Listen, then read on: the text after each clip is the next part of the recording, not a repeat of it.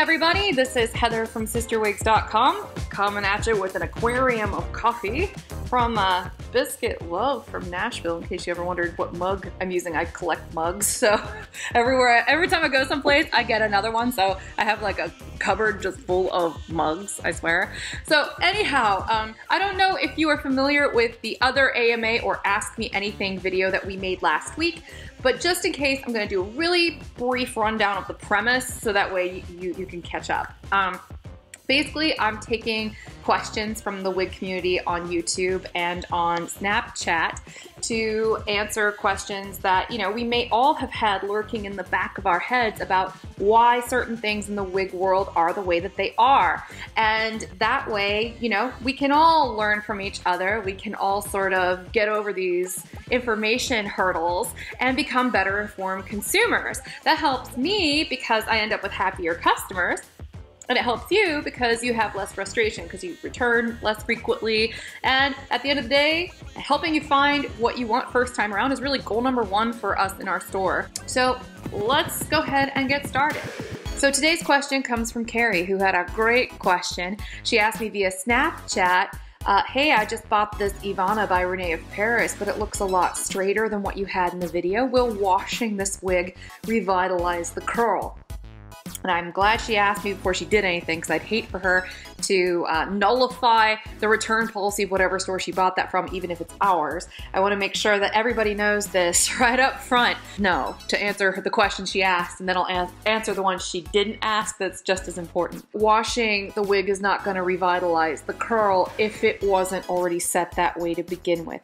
The only way you can really put some curl in there if there wasn't any curl to begin with when you got it from the factory is steam. So if you don't want to go through all that hassle, exchange it while you can for something that's got a little bit more curl. Or heck, even another Ivana, which I told her right away because, you know, the spec model for Ivana by Renee of Paris, and I'll put a picture in here.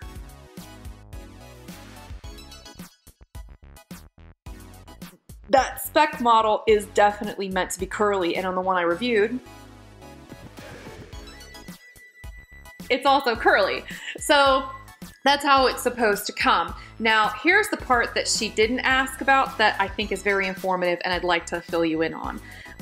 The whole curly wig trend has been a real nightmare for the manufacturers. I'm not crying them a river anytime soon. Something a lot of people don't realize is that these wigs are just like your hair in one regard. And that's regardless of the material, they're still being styled and cut by hand.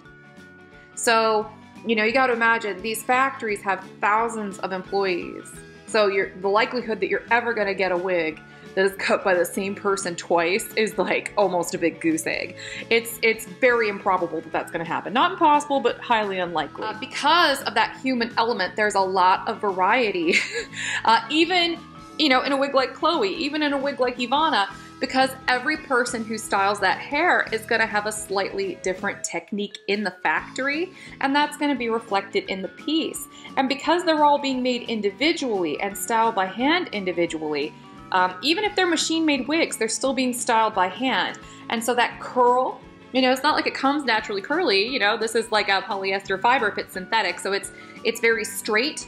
So they have to put that curl in manually. So no two people are going to do it the same way, and even if it's the same person who works on it, they're probably not going to be able to duplicate in exactly the same way any one wig. Hopefully that makes sense. The fact that these are being mass produced and that all of the style is being put in by hand means that there's a lot of variation. And all manufacturers allow for up to about a 10% range of variance to account for this.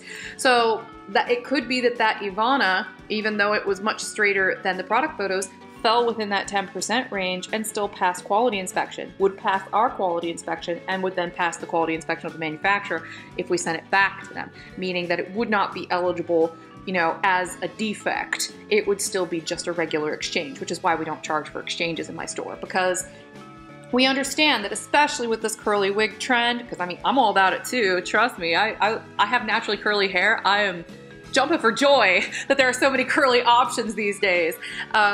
But at the same time, you know, because I'm kind of an insider, I already know to expect some variation here. And then last but not least, It is really easy to set curls into a synthetic wig with a little bit of steam. You can use curlers, you know, just make sure they don't have foam on them. Foam will absorb that water and then it'll take forever to dry, forever to cool. Use regular rollers, zap it with some steam, boom, curls.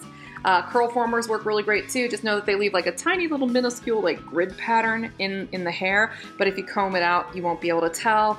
And I prefer the Jon Renau wig steamer because you can use the targeted nozzle for the spray, so it's a little easier to set curls that way, whereas with you know, a regular garment steamer, it's much easier to straighten hair with one of those, in case you ever wondered why I use both. Please continue to leave any question you might have in the comment section here or in any of the Ask Me Anything video series. If you leave them under my video reviews, I might not see them because those questions are being moderated by a whole team of really wonderful wig friends of mine. So make sure that, you know, if you have a question specifically for me to answer in these AMA sessions, that you're leaving it in the comment section of these videos, or you can snap it to me. We're on Snapchat under the name CysterWigs. So until next time, have a great afternoon, everybody, and I look forward to answering more questions for you next Monday. Bye-bye.